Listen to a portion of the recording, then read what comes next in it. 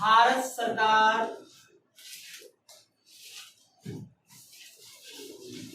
अधिनियम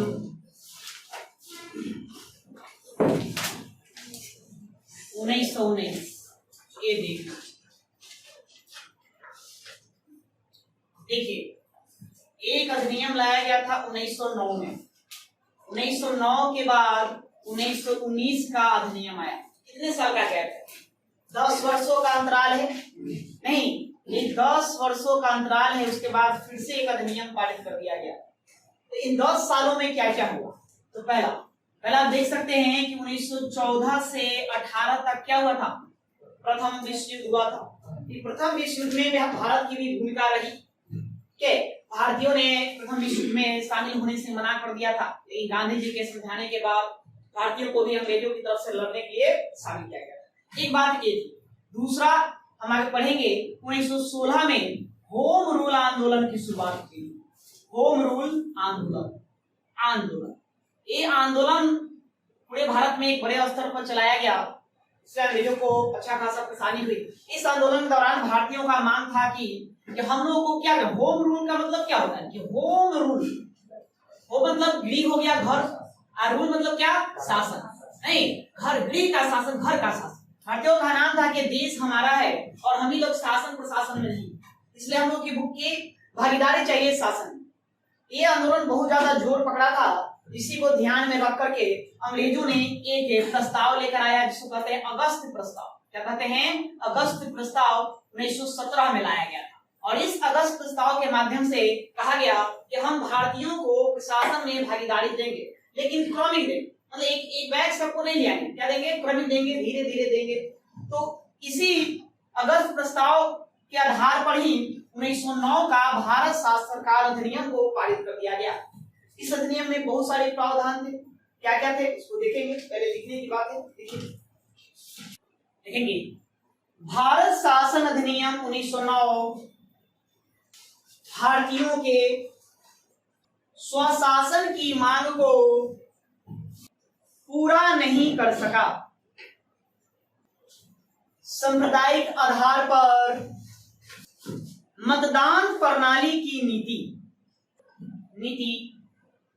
से उत्पन्न असंतोष और होम रूल आंदोलन और लगेंगे और होम रूल आंदोलन से भारतीयों में जागृत राष्ट्रीय चेतना को ध्यान में रखकर भारतीयों को प्रशासन में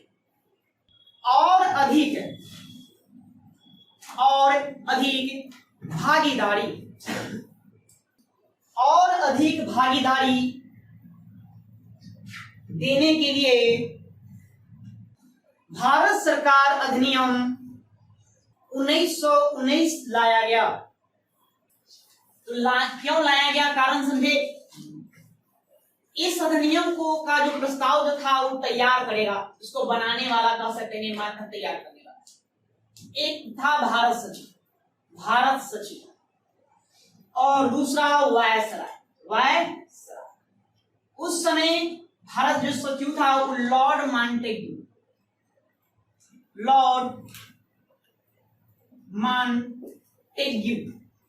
और वायसराय उसमें था लॉर्ड चेम्सफोर्ड। इसीलिए इन दोनों के नाम पर इस अधिनियम को मॉन्टेग्यू चेम्सफोर्ड अधिनियम भी कहते हैं। और किस नाम से जानेंगे? मॉन्टेग्यू चेम्सफोर्ड अधिनियम, इसी को कहा जाता है। आपने देखा 1909 के अधिनियम को और किस नाम से जानते हैं? मार्ले-मेंटो सुधार अधिनियम।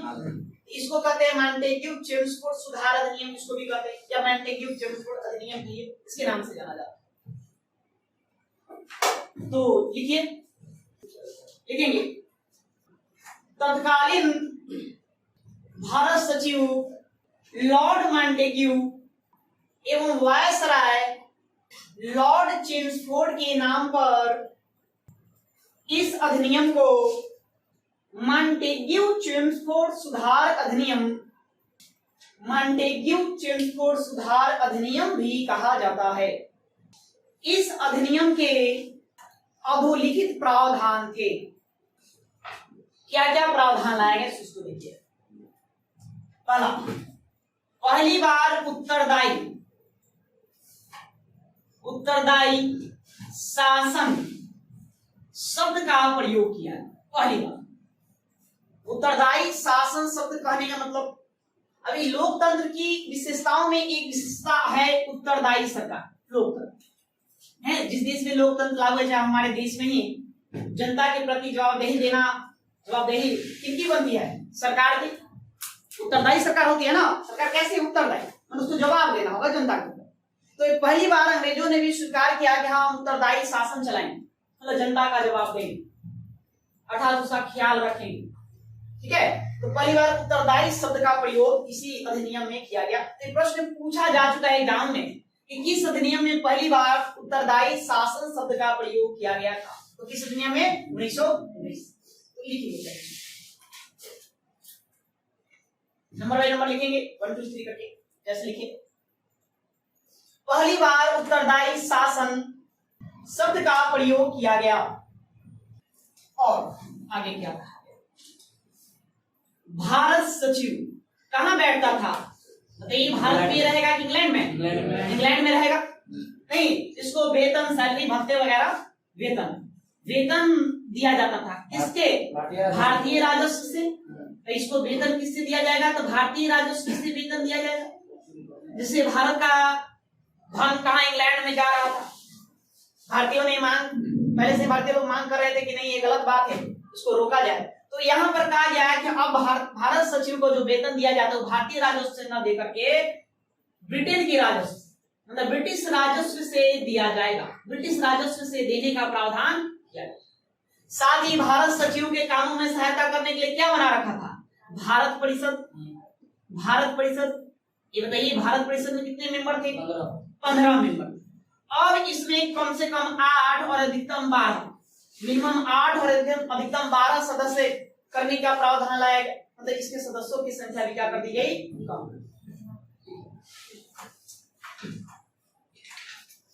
देखेंगे, भारत सचिव को ब्रिटिश राजस्व से वेतन देने का उपबंध लाया गया। साथ ही भारत परिषद के सदस्यों की संख्या कम से कम 8 और अधिक से अधिक 12 निश्चित की गई। 12 निश्चित की गई। ठीक है, आगे। और आगे क्या लाया गया? तो देखिए, प्रांत। अब कहा गया कि केंद्र जो है, केंद्र में क्या हुआ करती है? कार्यकारी परिषद तो वैसा है, केंद्र में विधानसभा था, विधायी परिषद कहिए, जिसका काम विधि बनाना। तो केंद्र में द्विसदनात्मक विधायी परिषद का गठन किया गया। अर्थात विधानसभा जो था एक था, विधानसभा। अब यहाँ पर क्या करते हैं? 2 शाखा उसकी बना ली। कैसे? अभी वर्तमान में ऐसे समझिए, संसद है। संसद, तो संसद के कितने अंग है? 2 अंग है। एक लोकसभा है, दूसरा कौन है? राज्यसभा है। इसको हम क्या कहते हैं? द्विसदनात्मक संसदीय व्यवस्था। 2 सदन है। तो यहाँ भी केंद्र में द्विसदनात्मक विधायी परिषद का गठन किया है, मतलब 2 बना दिया है। अर्थात द्विसदनात्मक में कहे तो एक आपका हो गया केंद्रीय विधानसभा, जो पहले से था ऑलरेडी। इसमें कितने मेंबर थे? 60। और कहते हैं कि इसमें मेंबरों की संख्या कितनी थी? 60 थी। अब कहा गया कि 60 में से 34 है ये जो निर्वाचित होंगे। निर्वाचित मतलब कि जनता इसको वोट देकर क्या करेगा? चुनेगा। और 60 में से 34 है, कितने बच गए? 26 ये होंगे मनोनीत। इनको आप मनोनीत करिए। साथ ही एक और बनाया गया राज्य परिषद, है ना, केंद्रीय राज्य परिषद कह सकते हैं, ये बनाया गया। इसमें सदस्यों की संख्या 145 कर दी गई। कितना? 145। इसमें भी कहा गया कि 2 तरह के मेंबर होंगे। एक होंगे निर्वाचित, निर्वाचित, और दूसरा क्या होंगे मनोनीत, मनोनीत। तो जो निर्वाचित सदस्य होंगे वो 104 होंगे, तो मनोनीत कितना होना चाहिए 41। ये मनोनीत हो, मतलब एक तरह से क्या कर सकते हैं आप, केंद्रीय संसद का गठन, संसद बना दिया गया। क्यों? अब ये एक्स्ट्रा लेकर आए 145, समझे 145 लोगों को अब वहां पर बैठने के लिए जगह मिलेगा, अर्थात शासन प्रशासन में भारतीयों की भागीदारी क्या कर दिया गया, बढ़ा दिया, बहुत ज्यादा बढ़ा दिया। तो भारतीयों की मांग ही थी, हम इतिहास में पढ़ेंगे होम रूल आंदोलन, तो देखेंगे होम रूल आंदोलन क्या कहा गया। उसमें कहा गया सीधे साफ तौर पर भारत गंगाधर तिलक और एनी बेसेंट इस आंदोलन को चलाएंगे, कहेंगे हम लोग को अधिक से अधिक भागीदारी चाहिए सत्ता में, देश हमारा है और शासन आप लोग चलाएंगे, देशवासी क्या करेगा, सिंपल सी बात है। यही मांग उठ रही थी, तो मांग उठने के साथ उन्होंने ध्यान दिया कि किस तरह से भारतीय को प्रशासन में भागीदारी दे। उसका एक उपाय ये दिखा कि भाई द्विसदनात्मक व्यवस्था लेकर आ जाते हैं, एक केंद्रीय विधानसभा तो है ही, साथ में क्या ले आते हैं, राज्य परिषद ले आते हैं। ये 145 इसको कहा कि ये जो रहेगा, अभी ये बताइए हमारी संसद में वर्तमान में जो संसद है इसमें है लोकसभा और कौन है जी, राज्यसभा है, राज्यसभा नहीं वो है राज्यसभा है। लोकसभा को क्या कहते हैं, उच्च सदन के निम्न सदन, जानते हैं ये होता है निम्न सदन, निम्न सदन होता है, और ये क्या होता है, उच्च सदन होता है, उच्च सदन। यहाँ भी वो बात कहा गया कि केंद्रीय विधानसभा जो होगा ये आपका होगा उच्च सदन, ये क्या होगा, सॉरी ये होगा निम्न सदन, क्या होगा, निम्न सदन होगा। और यहाँ जो भी मेंबर बैठेंगे उसका जो कार्यकाल होगा, कार्यकाल वो 3 वर्ष निर्धारित किया गया है ना, 3 इयर्स। और ये जो राज्य परिषद होगा ये होगा उच्च सदन, उच्च सदन, और इसका कार्यकाल 5 वर्ष निर्धारित किया गया। कार्यकाल कितना, 5 वर्ष। इसका यहाँ के मेंबर के सदस्यों का कार्यकाल 5 वर्ष होगा, और यहाँ जो भी मेंबर आएंगे वो कितने वर्षों के लिए आएंगे, 3 वर्षों के लिए। ठीक है, यहाँ संख्या वही रखा जो 1909 में, लेकिन यहाँ पर 145 सीधे एक्स्ट्रा बढ़ा दिया। ये है इसको उतार लीजिए, ऐसे ऐसे इसको करिए, नोट करेंगे इसको। देखिए अच्छा ये बताइए वर्तमान में लोकसभा ज्यादा ताकतवर है कि राज्यसभा, कौन सी, दोनों की संख्या लगभग समान है ना, दोनों का अपना महत्व है। यहाँ कौन ज्यादा ताकतवर होगा, यहाँ भी बताया गया कि दोनों की शक्तियां समान ही होगा, लेकिन बजट पर स्वीकृति देने का अधिकार सिर्फ और सिर्फ किसको होगा, केंद्रीय विधानसभा को होगा। ये बजट पर स्वीकृति, अब अधिनियम बनाना है तो दोनों जगह भेजना होगा, कानून बनाने के लिए दोनों जगह भेजना होगा, और दोनों जगह स्वीकृति लेना क्या है, अनिवार्य। आज भी हमारे देश में सिस्टम है में लोकसभा राज्यसभा दोनों जगह स्वीकृति लेना जरूरी है, नहीं दोनों जगह क्या करेंगे, बिल भेजेंगे, दोनों जगह से पारित करवाना जरूरी है।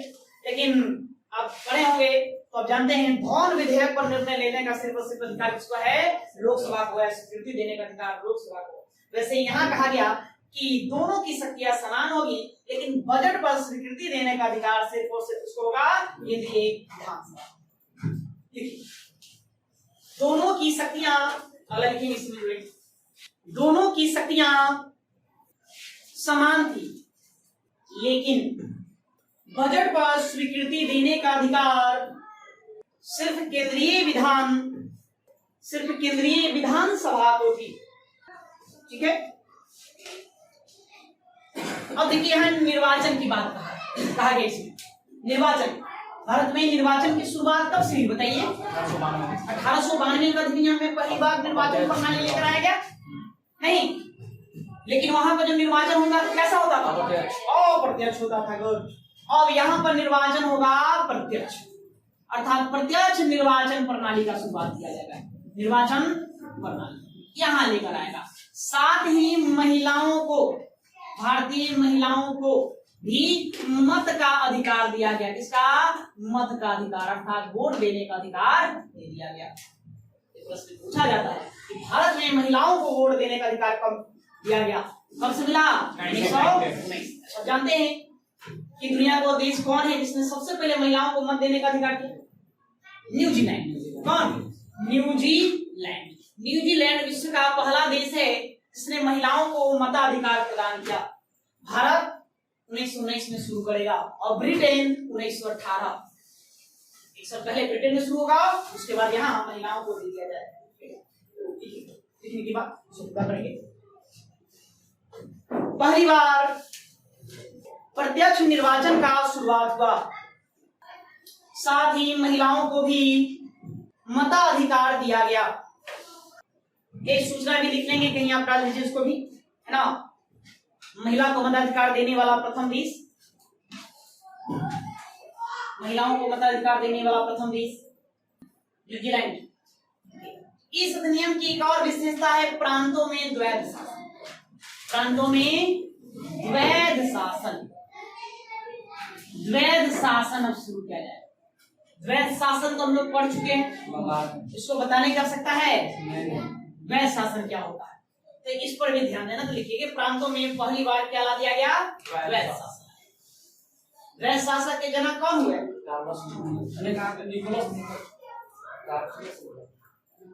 यूनस कार्टियस, जिन्होंने अपनी पुस्तक दायर की। कौन, डायरकी में पहली बार उसका उल्लेख किया है द्वैध शासक का, लिखेंगे। इस अधिनियम के तहत प्रांतों में द्वैध शासन लाया गया। कहां कहां द्वैध शासन लाया गया ये भी लिख लोगे, अगर उसको भी डाल दो ताकि पूछा नहीं जाएगा। देखिए यह अधिनियम 1 अप्रैल 1921 में लागू होगा। कब लागू होगा, 1 अप्रैल 1921। पारित हुआ 1919 में, लेकिन यह काम करना शुरू करेगा 1 अप्रैल 1921 से। जब 1 अप्रैल 1921 से काम करना शुरू किया गया तो जो बातें इसमें लिखी गई है सब अप्लाई कर दिया गया, लागू कर दिया गया। और 1 अप्रैल 1921 से ही द्वैध शासन क्या होगा, शुरुआत होगा। तो कहां कहां, तो प्रांत में जैसे कि बंबई प्रांत था, मद्रास था, बिहार हो गया, मध्य प्रदेश, संयुक्त प्रांत, बंगाल, इन सभी प्रांतों में द्वैध शासन लाया गया। आप एक काम करिए, इसको लिख दीजिए, शायद हो सके कभी कभी प्रश्न पूछ लेता है।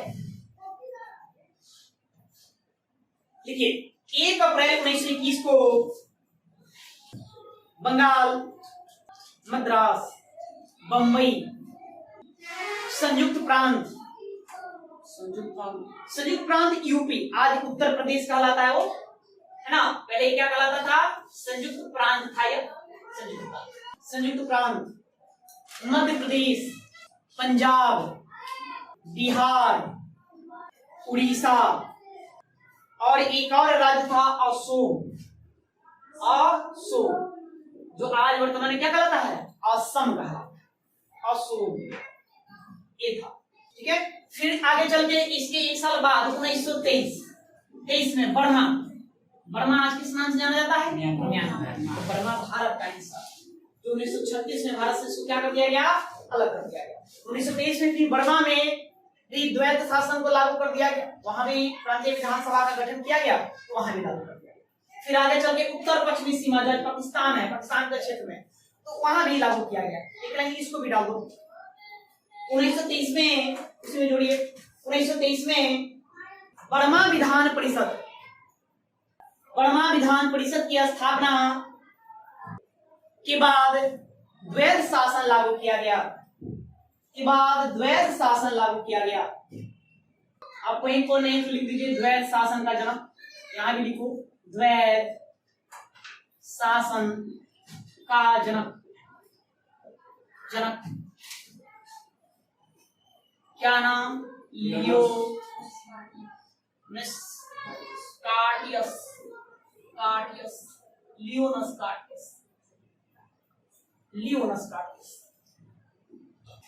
या और क्या क्या प्रावधान थे, एक दो प्रावधान और। इसी अधिनियम में कहा गया है कि हम क्या करेंगे कि एक लोक सेवा आयोग का गठन किया जाएगा। किसका, लोक सेवा आयोग, पब्लिक सर्विस कमीशन, यहाँ पर कहा गया। इसी के तर्ज पर आगे ली आयोग का गठन किया जाएगा। 1926 में इसका जो वर्तमान यूपीएससी का रूप देख रहे हैं, उसका शुरुआत वहां किया गया। इसी 1919 के अधिनियम में प्रावधान लाया गया, आप एक लोक सेवा आयोग बनाइए, है ना, मतलब सिविल सर्विस की परीक्षा होगी, यहाँ पर कहा गया। साथ में यहीं पर पहली बार वायसराय को शक्ति दिया गया कि आप क्या कर सकते हैं, नियंत्रक, देखो तो पहले लिख लेते हैं। इस अधिनियम में एक लोक सेवा आयोग एक लोक सेवा आयोग के गठन का लाया गया। हम आगे चल के संविधान में पढ़ेंगे आर्टिकल 315 अनुच्छेद 315, वहीं पर लोक सेवा आयोग के बारे में पूरा बात दिया गया है, तो उसको पढ़ाएंगे। तो यहाँ से लेकर के पूरा इतिहास बता दिया जाएगा, कैसे कैसे लोक सेवा का गठन हुआ, तो हम वही को बताएंगे कहानी। नेक्स्ट, भारत सचिव को भारत के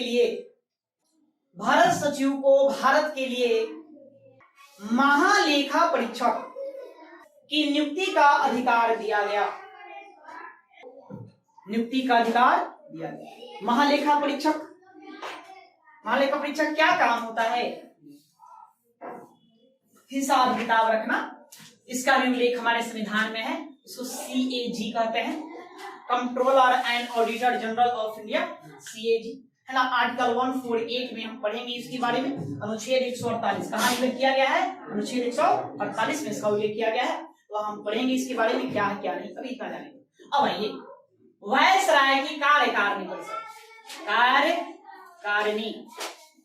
परिषद, बताइए इसमें कितने मेंबर हैं? अभी वर्तमान में 6 हैं। भारतीय है, एक भारतीय को शामिल किया गया था 1909 में। कौन है वो पहले भारतीय जो इसमें शामिल हुए? सत्येंद्र प्रसाद सिन्हा।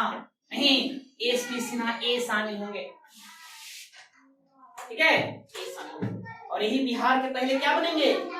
गवर्नर। बिहार के गवर्नर कैसे बनेंगे? हमने ये बताया कि प्रांतों में क्या लागू कर दिया गया? द्वैध शासन। क्या लागू किया गया? द्वैध शासन। मतलब यहाँ दोहरी सरकार चलेगी। एक रहेगा, कुछ शक्तियां गवर्नर को दिया गया। किसको दिया गया? गवर्नर को दिया गया। और वहां पर और क्या रहेगा? विधान परिषद रहेगा। यहाँ लोग मनोनीत या निर्वाचित होकर बैठेंगे और गवर्नर सिर्फ ब्रिटिश सरकार का प्रतिनिधि के तौर पर वहां बैठेगा। तो इसी के तर्ज पर कौन? सत्येंद्र प्रसाद सिन्हा बिहार में बैठेंगे। बिहार में द्वैध शासन लागू हुआ, ये बैठेंगे। तो यहाँ हम बात करें वायसराय की कार्यकारिणी परिषद में 6 मेंबर हैं। इसमें कह दिया गया अब वायसराय की कार्यकारिणी परिषद में 6 में से 3 भारतीय होना अनिवार्य है। तो यहाँ पर आधा हिस्सेदारी नहीं, क्योंकि इस अधिनियम को लाने के पीछे मुख्य कारण ही क्या था कि भारतीयों को शासन प्रशासन में अधिक से अधिक भागीदारी देना, क्योंकि लोग मांग यही कर रहे हैं। जो समय बदल चुका है, लोग जागृत हो चुके हैं, सब बात समझने लगा है ना, अंग्रेज हमारे ऊपर शासन कर रहा है, तो आंदोलन तो होना ही था। आंदोलन के ऐसा परिणाम था कि धीरे धीरे भारतीयों को अंग्रेज शासन में भागीदारी देते चले गए। आगे चल कर देखेंगे है ना कि ब्रिटिश सरकार की ओर से कहा गया कि कार्यकारिणी परिषद में 100 आखिर लोग रहेंगे, लेकिन वायसराय के लिए हमरा छोड़ दीजिए, बाकी सब लोग आखिर होंगे। तो आगे चल 1940 के बाद जब भारत आजादी की कगार पर रहेगा, अंतिम चरण में रहेगा, तब ये होगा। तो एक इस पॉइंट को लिखेंगे, वायसराय की कार्यकारिणी परिषद के 6 सदस्यों में से 3 सदस्य भारतीय होना अनिवार्य कर दिया गया। एक लास्ट पंक्ति इसमें लिखेंगे, ये सारी बातें थी। साथ ही में इसमें अंतिम लाइन लिख दिया गया पंक्ति। क्या लिखा गया कि 10 वर्ष बाद एक वैधानिक आयोग का गठन, क्या मतलब एक टीम बनाया जाएगा। एक क्या बनाया जाएगा? एक वैधानिक आयोग का गठन किया जाएगा। आयोग का गठन क्यों आयोग का गठन करेंगे? ये जो जांच करेगा, 10 साल बाद वो आयोग भारत आएगा, ब्रिटेन में आयोग बनाया जाएगा और वो भारत आएगा, जांच करेगा कि अधिनियम ठीक से काम किया कि नहीं किया। इस अधिनियम को जिस उद्देश्य से लेकर आया गया था, क्या ये अपने उद्देश्यों की पूर्ति करने में सफल रहा कि नहीं रहा, ये भी हम देखेंगे। इसी अधिनियम की इस उपबंध के तर्ज पर ही साइमन कमीशन भारत आएगा। कौन आएगा? Simon commission. इसके बारे में तो आप लोग सब लोग जानते होंगे। साइमन कमीशन क्या? साइमन कमीशन गो बैक का नारा दिया गया 1927 में। हाँ, लेकिन इसको क्या कहा गया था कि 10 साल बाद अधिनियम लागू हुआ 1921, तो 10 साल बाद कब होगा? 1931। लेकिन ये ला दिया गया कब? 1927। इसके पीछे क्या कहानी है हम आगे इतिहास के पन्नों पर देखेंगे। तो सब इतना जानना है, लिखना है कि इस अधिनियम की समीक्षा करने के लिए 10 वर्ष बाद एक आयोग का गठन करने की बात कही गई थी। तो लिखो लास्ट, इसके अंतर्गत एक वैधानिक आयोग का गठन किया गया, जिसका कार्य 10 वर्ष बाद 1919 के अधिनियम की जांच करना था। ठीक है, तो इतनी सारे प्रावधान इसमें लाए गए। तो समझे, एक बार इन सबको रिकॉल कर देते हैं क्या क्या बातें कहा गया। पहला, भारत सचिव को अब वेतन कहां से मिलेगा? ब्रिटेन की सरकार देगा। ठीक है, ब्रिटिश राजस्व से मिलेगा, भारत के राजस्व से नहीं। भारत परिषद में क्या किया गया बदलाव? भारत परिषद पहले यहाँ मेंबर कितने होते थे? 15 होते थे। अब कहा कि आप मिनिमम 8 रखिए और मैक्सिमम अधिक से अधिक कितना रखिए? 12 रखिए। ये कहा गया। फिर तीसरा, केंद्र में क्या कर दिया गया? केंद्र में सदनात्मक विधायिका का गठन किया गया। विधायिका या विधायी परिषद कहिए, विधायिका का गठन कर दिया गया। इस द्विसदनात्मक में एक क्या बना? एक था विधानसभा, एक था क्या था? विधानसभा, और दूसरा राज्य परिषद। विधानसभा में कितने सदस्य? 60, और राज्य परिषद में 145। इस 60 में से 34 क्या होते हैं? निर्वाचित, और 26 मनोनीत। और ये 145 में से 104 को निर्वाचित किया जाएगा और 41 को मनोनीत किया जाएगा। ये बातें कहा। विधानसभा के सदस्यों का कार्यकाल कितना रहेगा? 3 वर्ष रहेगा, और राज्य परिषद के सदस्यों का कार्यकाल 5 वर्ष रहेगा। विधानसभा होगा निम्न सदन और ये होगा उच्च सदन। ये बातें यहाँ कही गई। फिर मताधिकार की बातें हुई। नहीं, मताधिकार तो कैसा मताधिकार? प्रत्यक्ष निर्वाचन की शुरुआत यहाँ होगा। नहीं, और पहली बार महिलाओं को भी क्या दिया गया? मताधिकार दिया गया। मताधिकार, भाई आप लोग यह वोट देंगे, महिला भी वोट देंगे। इसी अधिनियम में बातें कही। और क्या मोस्ट इंपोर्टेंट, प्रांतों में द्वैध शासन। आज इसको भूलेंगे नहीं, एग्जाम में कई बार पूछा गया है कि किस अधिनियम द्वारा प्रांतों में द्वैध शासन लागू किया गया? 1919। ठीक है, ये बहुत बार एग्जाम में आया है। प्लस यही प्रांतों में जो द्वैध शासन लागू होगा 1935 अधिनियम आएगा। 1919 के बाद कब आएगा? 35 में आएगा। तो 35 में आएगा तो प्रांतों में द्वैध शासन को समाप्त कर दिया जाएगा और इसको केंद्र में लागू कर दिया जाएगा। अब प्रांतों को स्वायत्तता प्रदान कर दी जाए, मतलब छूट दे दी जाए और अधिक से अधिक शक्तियां दे दी जाएगी कि आप अपना कानून बना सकते हैं। एक किया गया। फिर महालेखा परीक्षक की नियुक्ति का प्रावधान लाया गया कि आप महालेखा परीक्षक को नियुक्त कर सकते हैं। फिर उसके बाद भारत वायसराय की कार्यकारिणी परिषद, इसकी वायसराय की कार्यकारिणी परिषद, यहाँ पर क्या बदलाव लाया गया जी? 6 जो मेंबर है इसमें से 3 कौन होंगे? भारतीय। 3 को इंडियन रखना अनिवार्य कर दिया गया। और कहा गया कि 10 वर्ष बाद इस अधिनियम की जांच करने के लिए एक वैधानिक आयोग का गठन किया गया। इतने सारे प्रावधान इसमें लाया गया। ठीक है, तो मेन बातों पर आपको ध्यान में रखना है। तो इस अधिनियम को समाप्त करते हैं। अब आइए अब नेक्स्ट अधिनियम पढ़ेंगे। अब देखिए 1935 का भारत शासन अधिनियम, हेडिंग देंगे भारत शासन अधिनियम। भारत शासन अधिनियम 1935। भारत शासन अधिनियम 1935। अब इसको पढ़ेंगे लेकिन कल, आज के लिए इतना ही रहने दिया जाए।